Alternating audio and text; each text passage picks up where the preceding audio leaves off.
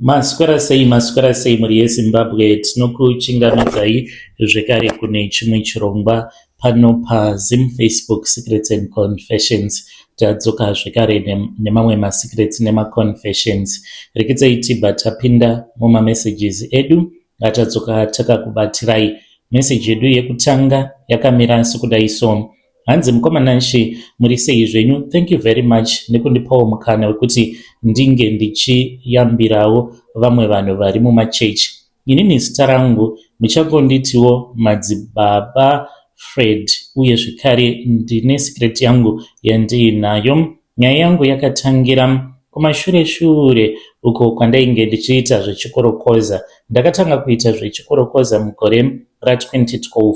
Panguva yandainge ndiri mukorokoza, ndainge ndichiwanzokukorokoza kumatunhu kwakaita sekunana Kadoma neShurugwe.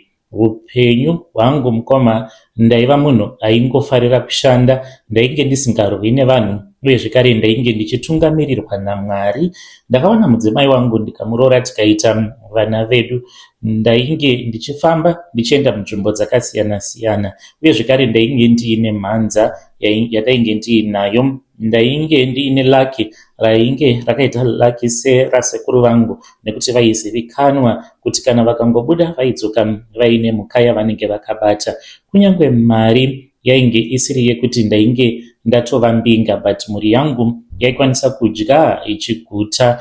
Ndaikwanisa kuchengeta mhuri yangu. Tikavaka imba yedu kumusha, uye ndainge ndatova nevashandi avo vandainge ndichishanda navo pagomba rangu. Ndakanga ndiine laki rechokwadi. Pose pandaiti kana tikavhura gomba iroro raiburitsa magrade akanaka egoridhe. Ndakanga ndiri munhu ainge achinamata panguva iyoyo, asi ndakatangira ndiri kuchechi yeZayoja, ndikazobudamo nekuda kwekuti paine zvandainge ndisingawirirani nazvo, like chegumi, ndikabva ndachizotanga kuenda kumasowe uko kwainge kuchienda mudzimai wangu. Zvinondishamisa ndezvekuti dambudziko rangu rakatanga zvishoma nezvishoma. Pandakatanga kunamata ndiri kumasowe, ndakafungidzira kuti ndainge ndichazowana rubatsiro rwakanyanya kudarika zvandainge ndichimboita pandainge ndiri kuZayoja.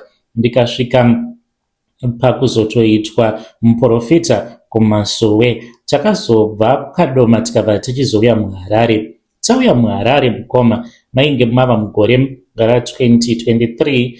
ndo pandakatanga kunamata pane rimwe sowe guru rinozivikanwa muno muHarare. Upenyu hwekukorokoza hwakaramba huchindipa mari kusvika kuzvi2025.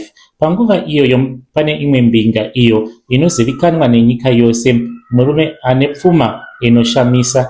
Takangonzwa zvichinzi ainge achazouyawo pasowe redu, asi zvainge zvisingafaniri kuti zvinge zvichizoshambadziwa.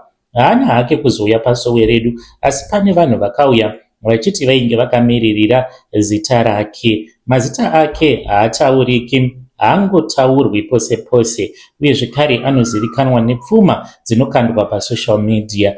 Pasowe pedu pakaunzwa maToyota Aqua 10, tikanzi painge pachazosarudzwa vana madzibaba kuti ndivo vainge vachazopiwa maAqua iwawo.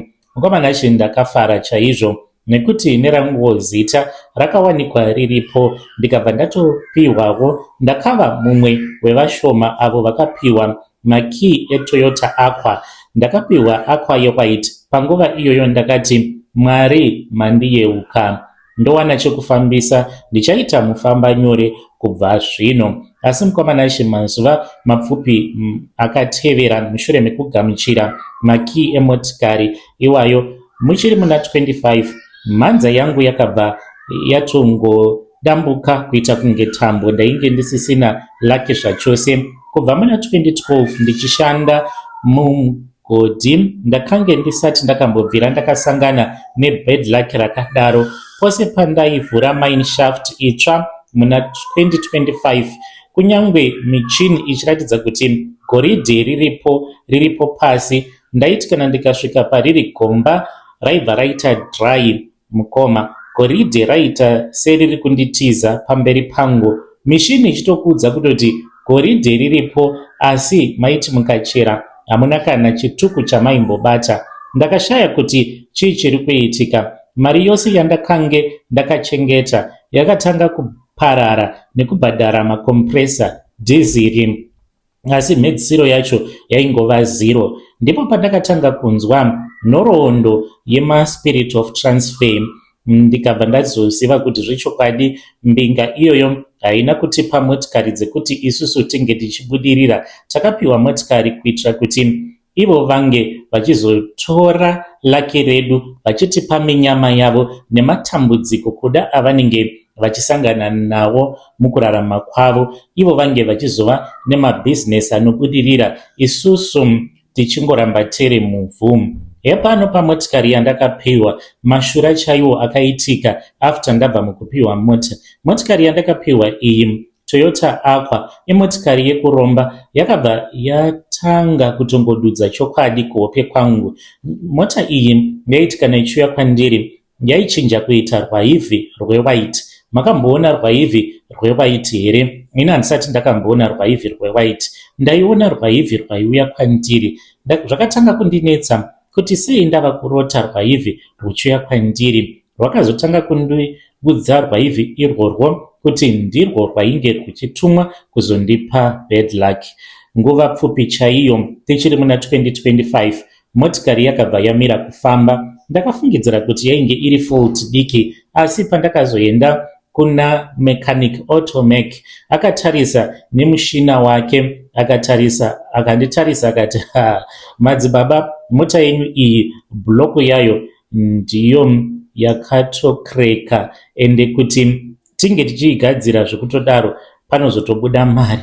Saka ndakashaya kuti ndoita sei, because vakandiudza kuti motikari ndaifanira kuti tige tichikuitengesa. Asi pakunotengesa motikari mukoma, ko ndainge ndisina kumbofunga nezvazvo. Ini ndakangofara nekuti motikari ndakapiwa itori nemutero. Handina kumbogara ndakapiwa ini bhuku remotikari. Chandingori nacho iaffidavit rinoratidza kuti ndakapiwa motikari. Kikikiki, Zimbabwe kanyika kanozvinakidzira zvako aka katipot country. Kwamanacho ndopa ndakatanga kufunga kuti motikari iyi ndingaitengesa sei, nekuti kana affidavit handina.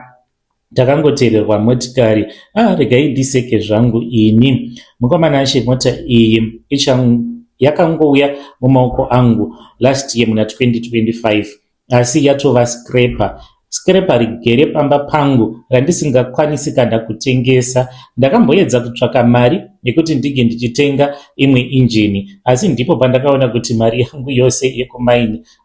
Mukoma, ndinoita sekunge ndiri kuzviseka, asi kuseka nhamo serugare. Ndakamboedza, mudzimai wangu akandiudza kuti yamuri kuda kutanga iyi munopedza mari yose muchigadzirisa chitunha chemotikari. Zvechokwadi mukoma, takamboedza kuti tinge tichitsanziridza kuti tinge tichigadzirisa motikari. Mari yandakaburitsa ipapo, dai hangu ndakaenda kuna Ororo Motors ndakanotenga hangu chimugweje changu chandinoziva kuti ndakazvitengera ndega, zvimwe kuda chingadai chichingondipusha kusvika muzuva ranhasi. Kamari ako kandakawana, kandakabva nako kushamva, kamari kako kakangodyiwa zvake namakanika nemahure ake. Mukoma, kuita kumedzwa nezvikwambo zvembinga ndozvakaitika. Tiri panyaya yespirit of transfer, ichokwadi chekuti mbinga idzi dzinoshandisa spirit of transfer kuitira kuti ivo varambe vachingobudirira, isusu vamwe tinge tichizova sezvikwambo zvavo vanenge vachingotishandisa. Ichokwadi kuti motikari ukaipiwa inokwanisa kukudhonzera upfumi hwako hwose. Shuwa, kubva muna 2012 ndainge ndichinyatsokushanda zvakanaka, ndiine laki rangu rakanaka randakazvarwa naro. Iko zvinozvi kungopinda kwandakaita mumotikari, laki rangu rose richitaurwa zvinonzi laki rangu rakatotorwa nembinga, rinototorwa nembinga usiku hwoga hwoga. Hanzi pane chinhu chinouya kwandiri, icho chinouya kuzodhonza laki chichiendesa laki kune mbinga iyi. Ende ndiri munhu ava kungogara ndichingotambudzika nemadzikirira. Ndainge ndisingambotambudzwi nemadzikirira ini. Zvakatotanga ipapa kubva zvandakatanga kudhiraivha kamotikari aka. Zviri kundidzimba mwoyo kuti ndainge ndiine chipo chaizvo, ende ndainge ndichitomboroteswa kuchechi, ndaitozivikanwa semunhu anoroteswa zvinhu zvinoitika. iko zvino chipo chiya chakabva chati kupera.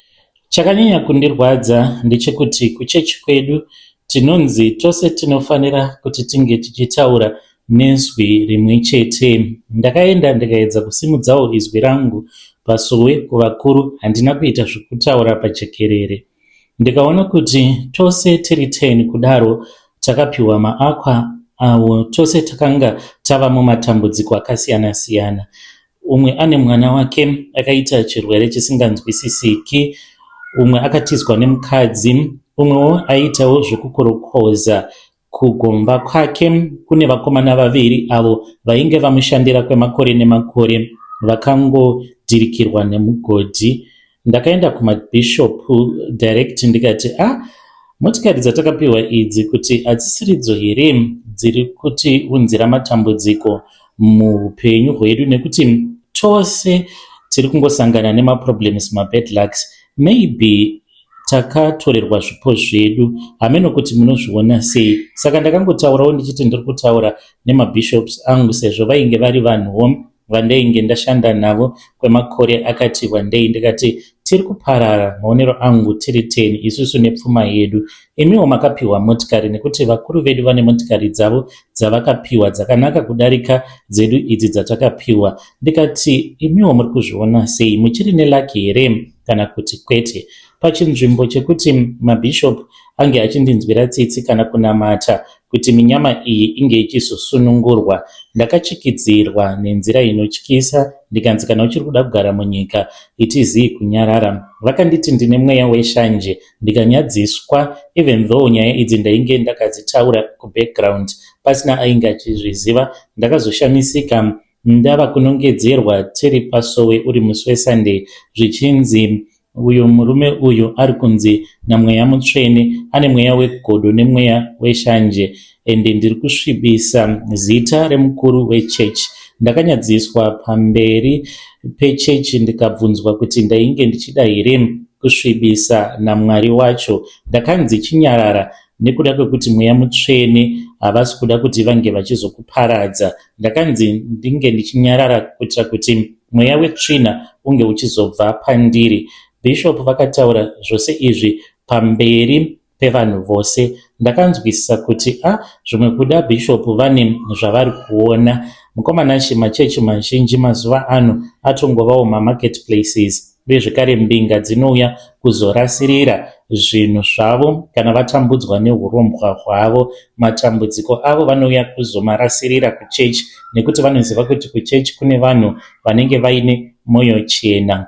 Spirit of transfer, zvechokwadi mweya unokutorera zvose izvo zvaunenge uinazvo. Mabishop ekuchechi kwedu ivo vane motikari dzavo dzavakapiwa, but havana kana any problems kana matambudziko avari kumbosangana nawo. Vanofamba nadzo motikari maFord Ranger, asi isusu tainge takapiwa maakwa. Ndikatonzi dai vainge usingaidi ungadai wakataura, because muchechi vatoriko vamwe vanototi dai ndanga ndiri inini ndakapiwa zvangu Toyota Aqua yacho, dhani uyo akatadza kushandisa motikari iko zvino zviyakafa haichakwanisi kana kufamba. Iko zvino tiri muna 2026 ndiri kureurura, ndasara ndisina kana sendi mumba mangu. Aqua ndinayo, ndakangoipaka pamba pangu, haichakwanisi kana kugadzirisika nekuti makanika, kana ukanzwa makanika oti zviri nani kuti tinge tichiita yekutengesa tichibvisa maparts, zvinoreva kuti motikari iyoyo haichatogadzirisiki zvachose. Mukomana ndiri kumboedza kuti ndinge ndichikwanisa kubetserwa, but upenyu hwangu hwakasungwa, handina kana kwandiri kumboenda. Yambiro yangu kune vamwe vanhu kunzouko, kunemi vana madzibaba, chenjerai kune avo vanozouya kumasangano kwenyu vaine zvipo. Chenjerai zvipo zvinouya for free kumachechi panguva yatiri muna 2026. Kune vanhu vanoita nezve spirit of transfer mashura chaiwo. Mukagamuchira chero chipo chinobva kumbinga inenge iine pfuma isinganzwisisiki kuti inobvepiko, unenge uchivhura musuwo wekuti mhanza yako yakanaka inge ichizova yake. Kubva muna 2012 ndiri munhu ainge achikwanisa kuronga life vana vangu vaenda kuzvikoro zvinodhura. Iko zvino kana mukatarisa pamba pacho pandava kugara, takatanga kutadza kubhadhara rent pamwe pamba patainge tichimbogara pandainge ndava nemakore, nekuti mutauni ndainge ndisati ndava nestand, but ndakavaka kumaruzevha ndikatadza kubhadhara rent. Iko zvino ndiri kugara mu3 rooms nevana, ingoriwo 3 rooms yekungoti chero tiine patinowana pekuisawo musoro. Handina kunge ndakaziva kuti kugamuchira kwandainge ndichazoita motikari kwainge kuchazokonzeresa kuti ndinge ndichizorasikirwa nerombo rangu rakanaka. Ndainge ndiri munhu ainge aine laki. Ndapedza kureurura mukomanashi, Mwari dai vakandibatsira uye zvakare vabatsirewo nevamwe vanhu avo vanopiwa pfuma nembinga, pfuma iyo inenge isina kubva kuna Mwari. Zviri nani kupiwa mari nembavha than kupiwa mari nemunhu akaromba, nekuti anokutorera upfumi hwako. Vedare ndo message iyo yandakatumidzirwa ichibva kuna mukoma vedu avo vari kuti vanoenda kumasowe. Zvakangooma hazvo vedu we, ngatitaurei navo mucomment section mukoma vedu ava. Strange things indeed they do happen in this world. Hanzi ndakapihwawo motikari inova iri Toyota Aqua, yakangofamba mwedzi mishoma ndokubva yatofa. Hanzi sofa handina motikari yandiri kufamba nayo. Rekedzai tibva taenda panyedu inotevera. Nyedu inotevera yakamira sekudai. Hanzi inini ndinonzi Shamiso uye kubva muna 2011 mukomanashi ndakagara mumarriage, ndakagara mumba musiri mangu. Ndainge ndiine friend yangu uyo wandichati Dorcas. Dorcas ainge ari shamwari yangu yepedyo kubva tichiri kusecondary school. Ainge ari musikana ainge akanaka kwazvo. Ndipo paakabva achizozivana neumwewo murume uyo wandichati Kudzanai. Kudzanai ainge ari musoja, ainge aine future. Hapana kana kuzombotora nguva yakareba nevabereki vake vakabva vachizouya kunoku kuUK. Kudzanai akazokurira kuUK ndokubva vachizombosiyana naDorcas nekuda kwekuti vainge vasisina communication.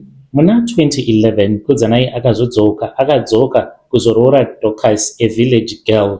Paakadzoka kuZimbabwe kuzoroora Dorcas, zvakabata vanhu vakawanda, zvakarwadza vanhu vakawanda, including inini. Amai vangu vakabatikana naamai vaDorcas vainge vasingadi kuti iye ange achizoroorwa naKudzanai. Saka ndo vakatoita kuti ndinge ndichiwana masimba ekuzviisa panyanga. Vakandiudza imwe nyaya yandainge ndisingatozivi, inyaya yainge isingazivikanwe nesu sevana vadiki, nekuti inyaya dzakaitika apo patainge tichiri vana vadiki.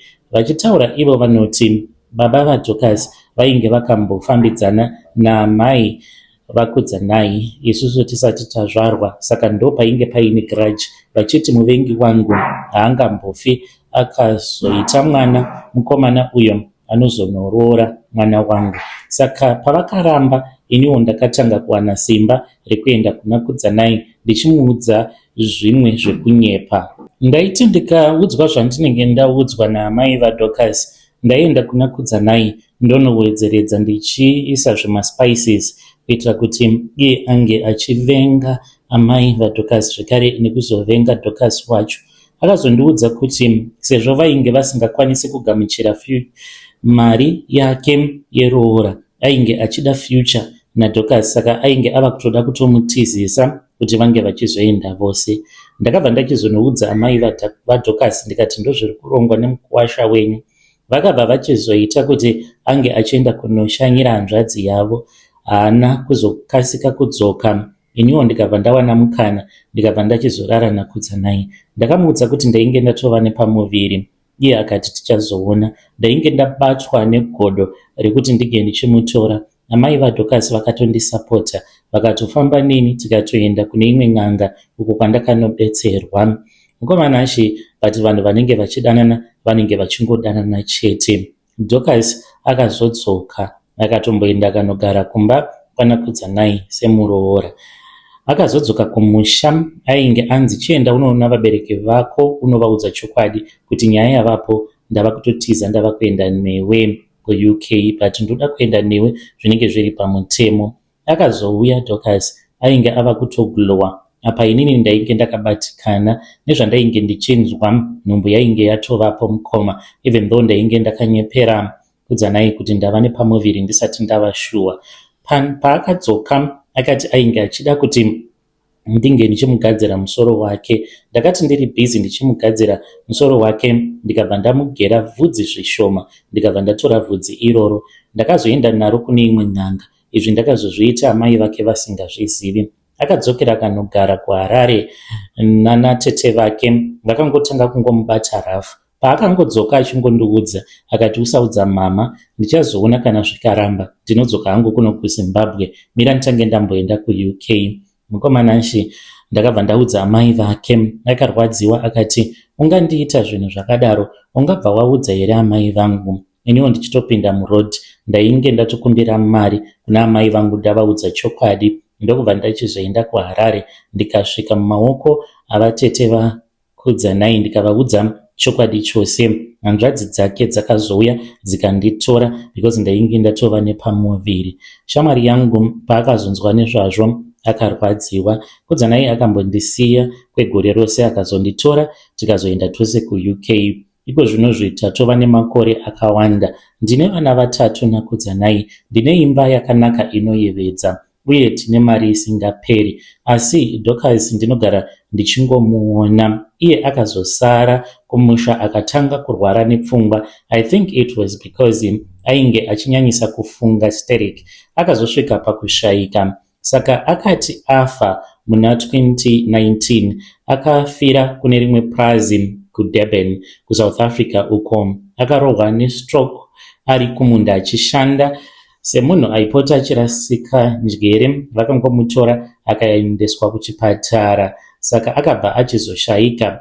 Dorcas haana kuenda sezvinoita vanhu vanenge vafa, haana kuzorora. Akauya kunoku kuUK kubvako kuSouth Africa.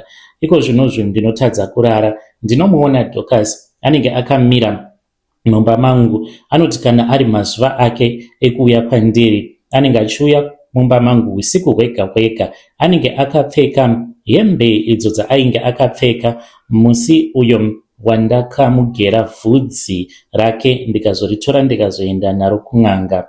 Mwana wangu akambodzipwa akarara. Lucky enough ainge akatorara pacouch tainge tichitoona Netflix. Baba vacho vainge varipo. Mwana akangotanga kungokachidzwa achiratidza kuti ari kurwadziwa. Kuzonotarira kudai mwana ainge akagarwa nevhudzi pahuro. Ndakamurova ndikamubvunza kuti ainge akatanga kudya vhudzi rini. Akati, mama, shuwa ndingaita rushingi hwekudya vhudzi here? Handina kana kumbodya vhudzi ini, but zvinhu zvakaitika zvakandivhundutsa. Mukoma, ndiri kuda kudzokera kuZimbabwe kunoreurura kufamily yana Dorcas, asi ndinotya kuti kana ndikaita saizvozvo iye kudzanai anokwanisa kundisiya. Ndinokwanisa kusara ndisina kana chinhu. Apa chipoko ichi hachisi kundipa zororo, chinondidzipa usiku. Anenge achiti kwandiri, Shamiso, ndikuda vhudzi rangu, ndikuda pfuma yangu yawakaba. Ndoti pfuma ipi? Anobva andiratidza imba, motikari nevana nemurume. Please ndibetsereiwo, ndinoda advice kubva kwamuri. Ndinotenda mukoma nekuzoverenga kwamuchazoita confession yangu. Vedare ndo message iyo yandakatumidzirwa ichibva kuna vahanzvadzi vedu. Hanzi ndinonzi Shamiso, ndiri kuUK. Ndo zvavakaitawo izvi. Ngatitaurei navo vahanzvadzi vedu mucomment section. Zvakangooma hazvo vedu we. Vakatorera best friend yavo murume. Hanzi ndinoona chipoko chake achiti, upfumi hwangu hwawakandibira Shamiso. Rekedzei tibva taenda panyedu inotevera. Nyedu inotevera yakamira sekudai so. Hanzi mukomana shemakadi zvenyu kutonyora ndichitobvunda ipapapa, ende ndinotya kukuudzai zvose zvakaitika. Ndichangoti gagaga, but ndichaedza kuti munge muchinzwisisa nyaya yangu. Ndine mhosva yandakapara. Gore ndichachinja kuitira kuti ndisazosungwa. Ndichangoti mhosva iyi ndakaipara mainge muri mugore ra2024. Handina kana zororo. Inini ndinonzi Susan, uye zvekare ndinoda kureurura kuti pane zvandakaita. Ndainge ndine murume wandainge ndichida zvisingaite. Murume uyu ndichamuti Martin ainge ari munhu ainge ari bold, aindigonera semunhu ainge achiziva kuti munhu wake anomuda. Akatanga kuita affair neumwe mukadzi wechidiki uyo wandichati Chido. Chido ainge ava kutondishainira pama WhatsApp. Ndainge ndakaseva mafone numbers ake, iyewo ainge akaseva angu. Aindisira mastatus aya ekutongondirwadzisa, ende ndainge ndisingachazivi kuti ndoita sei. Ndakabva ndachizobatwa nespirit of vengeance, ndava kuda kutsiva manje. Ndakabva ndachizoenda kune imwe n'anga iriko kuEpworth, ndikabva ndati ndinodawo something chekuti iye Chipo ange achizobuda muupenyu hwangu. Vakandibvunza kuti ndainge ndichida kuzoshandisa nzira dzose here dzekuti Chipo uyu ange achizobuda muupenyu hwangu. Ndikati ngaanyangarike munhu uyu. Vakati shuwa. Ndikati ndizvozvo. Vakanditi Susan, ndine muchetura wandichakupa. Yainge iri n'anga yechirudzi. Izvi zvese zvokuti muchetura handainge ndisingambozvinzwisise. Ini ndaitofungidzira kuti mupfuwira. Ndikanzi unokanda muchetura uyu muplate yaunenge wapakurira zvokudya zvemurume wako, asi musi wamunomuisira muchetura umupe zvokudya zvakatonhora kuitira kuti ange achizopopota. Ndakazviita izvi ndichifungidzira kuti zvimwe kuda wainge uri mupfuwira. Kutonhora ainge kwakaita chikafu chandainge ndichazomupa, ndokutonhora zvekare kwainge kuchazoita rudo rwake kuna Chido. Saka ndakabva ndachizomuisira muchetura uya. Muchetura wakashanda basa rawo sezvandainge ndakaudzwa nen'anga yacho yechirudzi. Akadya. Mushure mekunge adya ndopaakabva achizotanga kundiudza kuti mudumbu make mainge mava kungogara muchingopisa. Ndikati zvimwe kuda une maacids, chimboenda kuchipatara. Akati aenda kuchipatara akabva achizoudzwa kuti ainge aine maulcers. Hana yainge ichingorova because ndaiziva kuti ainge asiri maulcers, but wainge uri mushonga uyo wandainge ndakamupa. Pasina kana mwedzi mushure mekunge ndamuisira muchetura ndokubva achizoshaika murume uyu. Zvino mukomanashi handizivi kuti kana ndikaenda ndikanoudza hama dzake ndinokwanisa here kuzoregererwa nehama dzake, kana kuti zviri nani kuti ndinge ndichingonyarara ndongoenderera zvangu mberi neupenyu hwangu. Muri yeZimbabwe ndinoita sekunge munhu ari kutamba, but sandi nyore kuziva kuti pane umwe munhu akatoenda muvhu nekuda kwako. In my mind each and every night ndisati ndarara, that is when it becomes so difficult, because ndinenge ndichiti kana ndava kuda kunobatwa nehope paya ndo pandinoita sekunge ndinotanga kuona vision rezvose zvakaitika ndichienda kun'anga kuzobikira murume, kuzomupa zvokudya, achizonofa. You know what zvakaitika mukomanashi? Achizonofa murume akafa akanditarisa, nekuti haana kufira kuchipatara, akafira mumba, but akafira kumba kwevabereki vake. Ainge akangonditarisa, akangoti tuzu, achingogwina akanditarisa. Vanhu vemumhuri mavo vakati nekuda kwekuti ainge achinyanyisa kundida akafa mwoyo wake uchirwadza. Pane chivanhu chakaitwa, but handina kubatwa kuti ndini ndakamuuraya. Yambiro yangu kune vamwe vasikana ndeyekuti kana uine munhu waunenge uchidisisa, kana asingachakudi ziva kuti haachakudi. Usazouraya munhu nekuda kwekuti anenge asarudza kuda umwe munhu. Ndine ropa mumaoko angu, ndakaisira munhu muchetura. Handizivi kuti kana ndikaenda kumhuri kwake vanozondiregerera here kana kuti vanobva vandisungisa. Ndiri kuda kuregererwa because pane voice iro rinombotaura neni. Handizivi kana vari mweya mutsvene vanoti tanga waregererwa kuti unge uchizozviregerera, because ndine nguva dzekuti ndaimboenda paYouTube ndichimboteerera zvimwe zvirongwa on how to forgive yourself, but ndaiti kana ndikada kuedza kupractiza zvose zvandainge ndichiona paYouTube on how to forgive yourself, ndaibva ndanzwa voice raiti unofanira kutanga waregererwa nevanenge vachifanira kuti vange vachikuregerera usati wazviregerera iwewe. Ndiyo secret yangu mukoma, kana mukaposta muzondisivisa. Vedare ndo message iyo yandakatumidzirwa ichibva kuna vanzvadzi vedu. Ngatitaurei navo vanzvadzi vedu ava mucomment section. Zvakangooma ngazvovedwe pakaipa. Ndo mamessages avo andanga ndakakubatirai. Ngatisanganei zvekare mune zvimwe zvirongwa zvinotevera.